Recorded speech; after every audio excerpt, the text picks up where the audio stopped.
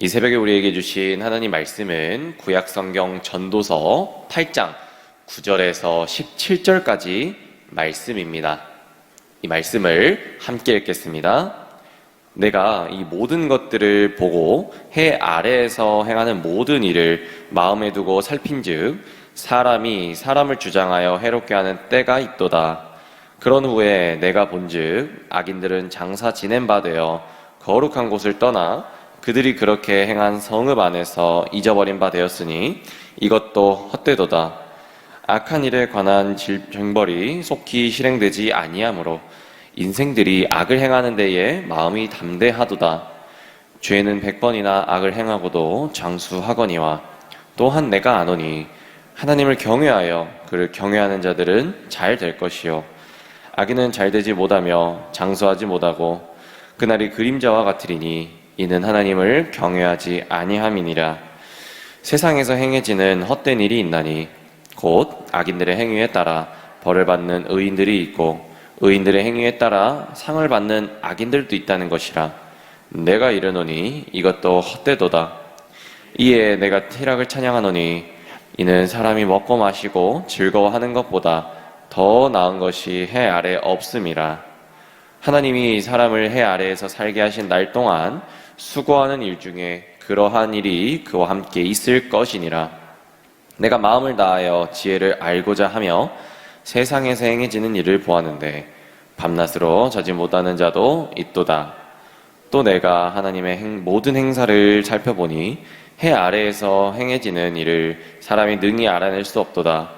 사람이 아무리 애써 알아보려고 할지라도 능히 알지 못하나니 이대로 지혜자가 아노라 할지라도 능히 알아내지 못하리로다. 아멘. 네, 할렐루야. 한 주가 또 시작되는 복된 월요일 함께하고 계십니다. 오늘도 주님의 말씀을 따라 살아가는 하루 되시기를 주님의 이름으로 축복하면서요, 오늘 묵상 본문 저희 전도서 8장 9절에서 또 17절까지 말씀 함께 보고 있습니다. 특별히 지금 연말이 이제 다가오고 있습니다. 특별히 또 여기 모이신 군 가족분들이 또 많이 계시는데요. 또 삶의 현장에 또 형태가 어떠하신지 궁금합니다. 아마 12월만 이제 다가오면은 굉장히 또 본능적으로요, 또 생각하기가 싫어질 때가 또 많을지 않을까 생각이 됩니다. 한 주 한 주 또 하루하루 보내면서 기대감보다는 또 염려가 찾아오지 않을까 생각이 되는데요.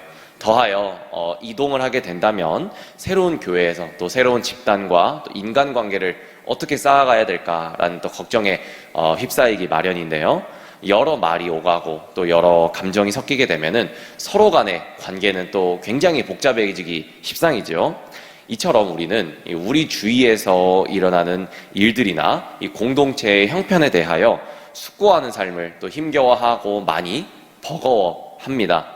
더하여 이 해 아래에서 일어나는 일들에 대해 올바르고 또 공정하게 해석하는 일은 더더욱 우리가 어렵게 알고 있지요. 아무리 이제 공평하게 이해해 보려고 애쓰지만 알 수도 없고요.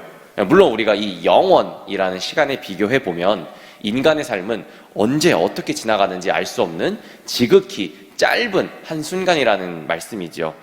특별히 이 해 아래에서 행하는 인간의 일의 기본 원리는 바로 이것입니다.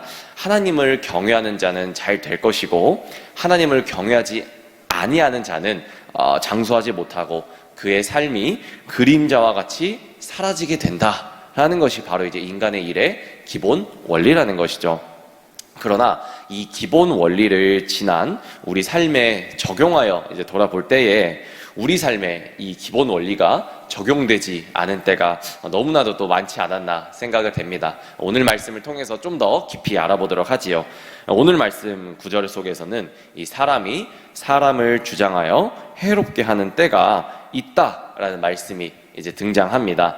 이는 이 전도자가 해 아래 세상에서 행하여지는 모든 일을 관찰해 본 결과 알게 된 사실, 즉 왕들이 백성들을 돌보지 않고 오히려 화를 입히는 정치를 한다라는 사실을 발견했음을 드러내는 내용이고요.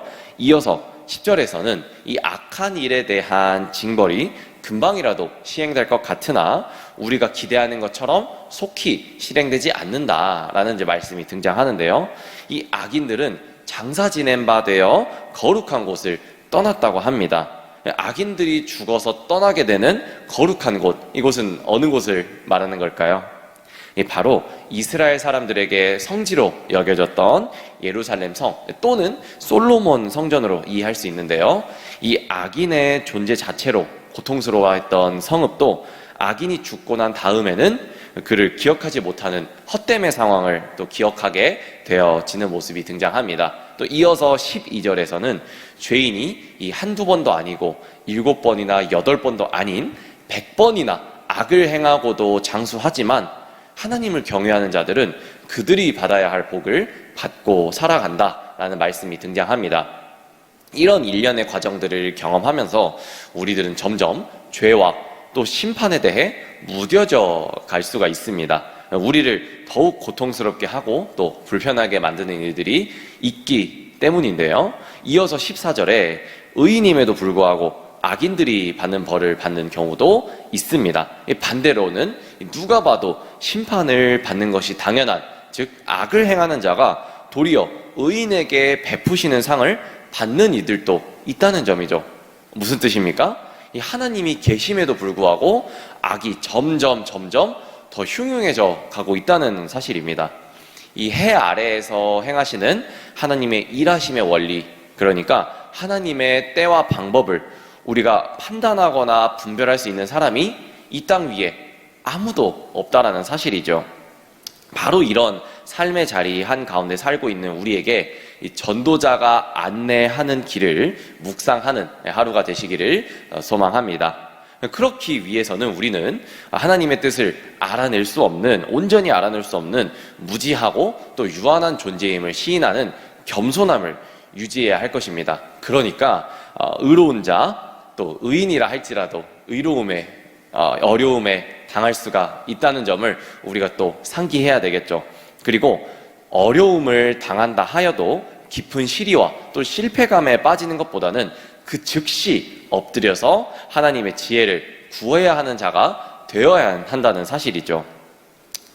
우리는 종종 하나님의 일하심을 오류로 생각할 때가 있습니다. 즉 하나님이 내가 생각하는 길로 인도됐으면 좋겠습니다. 아무리 내가 생각해도 이것이 나에게 좋은 방법인 것 같고 나에게 스트레이트로 또 복을 받는 길인 것 같은데 하나님은 또 굽이굽이 또 인도되는 길을 우리 많이 경험해 보셨으리라 생각됩니다.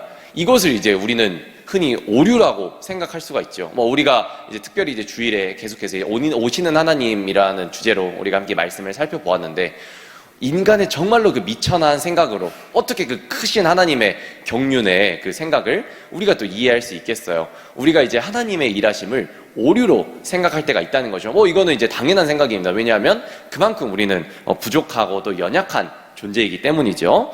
그것을 해석하기 위해서 또 해결하기 위해서 우리가 원인을 열심히 또 분석하고 나름대로 분석하고 또 노력하지만 우리 인간은 하나님의 지혜를 감히 얻어낼 수 없는 미약한 존재이기 때문에 하나님의 일하심은 오류가 없다라는 사실을 우리가 오늘 이 새벽에 깊이 인정할 수 있는 우리 모두가 되기를 소망합니다. 사랑하는 여러분, 현재 우리는 너무나 참으로 괴짜 같고 엉망진창의 삶을 살아가고 있습니다. 다 뉴스를 보시면 아시겠지만 정말로 이건 아닌데 이게 맞나 싶을 정도의 뉴스가 절대 진리의 가치로서 지금 등장하고 있는 것이죠. 동성애를 옹호하는 글들이 이제 절대 진리로서 지지합니다, 응원합니다, 성소수자를 응원합니다, 이런 좀 저로서는 말도 안 되는 일들이 절대 진리로서 이제 등장하고 있다는 사실이죠. 너무나도 이제 괴짜 같고 엉망진창의 삶을 우리 이 세상 속에서 그리스도인들이 살아가고 있습니다. 이 하나님께서 해 아래에서 사는 우리에게 허락하신 삶에서 이 원망하고 불평하고 하나님 어떻게 이런 삶이 있겠어요 하고 불평하고 절망하기보다는 이 삶의 자리에서 마음껏 그 삶을 누리라고 말씀하고 있는 것이죠. 무슨 뜻입니까? 우리 모두에게 오늘이라고 하는 하루가 주어지지 않았습니까? 오늘이라고 하는 하루를 나에게 주신 하나님의 신실하심과 인내하심을 바로 신뢰하는 것이죠. 우리가 이제 얼마 안 있으면은 벌써 2022년도 마지막에 오게 됩니다. 이제 2022년 한 해를 우리가 돌아보면은 이 악인이나 의인이나 별 구별 없어 보이는 현실을 또 보며 절망하거나 낙심할 때가 있었을지 모르겠습니다. 아니, 의인이라고 하나님 왜 복을 안 주시고 왜 악인이라고 벌을 안 주시나요? 이렇게 생각할 때가 있으리라 생각이 된다는 것이죠. 즉, 불의한 자들이 떵떵거리면서 살아가고 그들이 또 제잘거리고 또 뽐내는 모습은 영원할 것 같은 시대를 우리는 또 살아오고 또 살아갈 것입니다. 참으로 이제 낙심되는 모습들이 많이 있죠. 의인이 고난을 받는다.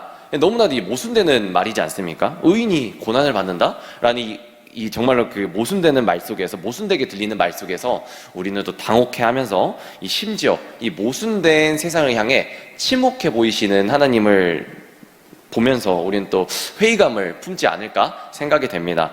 그래서 그런 세상의 모습을 보면서 묵상할 힘도 또 유지하기 힘들지 모르고 또 말씀 앞에서 신실하게 살겠습니다 라는 마음과 결단도 무너져 버리지 않았는지 생각이 됩니다. 오늘 새벽뿐만 아니라 평생에 우리 삶에 이 말씀이 또 도움이 되기를 또 당부드립니다. 우리는 우리 신앙 고백과 또 우리의 현실의 삶 사이에서 일어나는 괴리감으로 인해 좌절하거나 또 너무나도 오랫동안 낭망하지 않았으면 좋겠습니다. 주님은 우리에게 낭망을 허락하시는 분이 아니시기 때문이지요. 이 초림의 주님으로 우리 이미 시작된 종말의 때에 우리가 살아가고 있음을 우리 모두는 너무나도 잘 알고 있습니다. 그러나 아직 최종 판결과 또 심판이 아직 오진 않았지 않습니까? 이것들이 남아있기에 오늘을 살아가면서 우리가 판결하려고 하지 않고 우리가 하나님의 자리에 올라가려고 하지 않고 심판하신 하나님께 모든 것을 맡기며 숙고하면서 묵상적인 삶을 사는 이들이 필요한 시기일 수 있습니다. 그러니까 의인들은 하나님이 알아서 복을 주실 것이고 악인들은 하나님이 알아서 벌을 주실 거라는 것입니다. 우리가 그들을 보면서 왜 의인들을 왜 복을 안 주세요? 왜 악인들은 벌을 안 주세요? 이 생각을 하는 것조차 우리가 하나님의 자리에 올라간다는 뜻이지요. 이 불편하고 또 모순된 세상 속에서 하나님은 아버지를 우리가 또 신뢰하면서 오늘의 모든 삶을 주관하시는 하나님을 믿음으로 또 살아내기를 소망합니다. 하나님은 우리를 오류와 함께 살게 두셨습니다. 그러나 내버려 두시지는 않았다는 사실을 우리가 깊이 묵상해야 되겠습니다. 이 오류와 함께 살게 한 절망의 세상 속에서 하나님의 일하심을 더 신뢰하고 또 우리가 증명할 수 있어 보임은 이 하나님이 오늘 우리에게 주신 삶을 향유하라는 것입니다. 그러니까 하나님께서 우리에게 주신 오늘 하루를 주님의 일 안에서 복되게 살아가야 되겠습니다.